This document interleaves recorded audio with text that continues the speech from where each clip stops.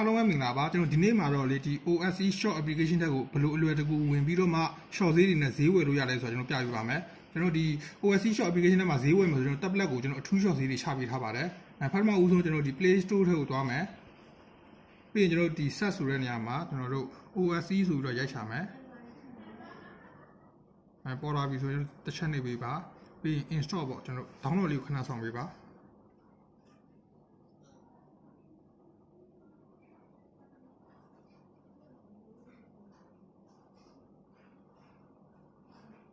တောင်းပြီးတော့ဆိုကျွန်တော်ဒီ open လေးနဲ့เนาะကျွန်တော်ဒီ OSE short application တွေကိုဝင်မယ်ဒီလိုပေါ်လာပြီဆိုရင်ကျွန်တော်ဒီအပြရောင်းနဲ့ပေါ့เนาะဒီ asset လေးကိုတစ်ချက်ရွေးပေးပါ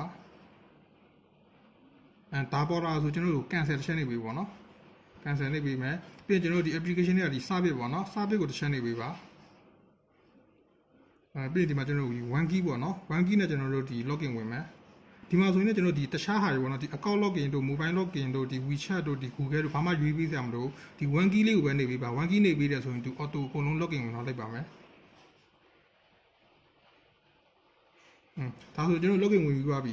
login ဝင်ပြီးသွားပြီဆိုရင်ကျွန်တော်ဒီဈေးဝယ်ချင်တဲ့ဘာညာဆိုရင်ကျွန်တော်တို့ဒီ short ဈေးဘာညာနဲ့ဝယ်ချင်တယ်ဆိုရင်ကျွန်တော်ဒီ service တက်ကိုသွားပါတော့ပြီးရင်ဒီမှာကိုဖုန်းနံပါတ်တစ်ချက်ပို့ပြီးပေါ့3996635566ဒီလိုမျိုးပေါ့နော်ဒီကိုယ့်ရဲ့ဖုန်းနံပါတ်ကိုဒီကနေတစ်ချက်ပို့ပေးရဆိုရင်ကျွန်တော်တို့ရုံးဘက်ကနေပြီးတော့ကျွန်တော်တို့ဒီဖုန်းဆက်ပြီးတော့မှလိုအပ်တဲ့ပစ္စည်းရဲ့ဝယ်ချင်တဲ့ပစ္စည်းရဲ့ကို short ဈေးရတဲ့ဟာနဲ့ကျွန်တော်ပြန်ပြီးတော့ဆက်တော်ပေးပါမယ်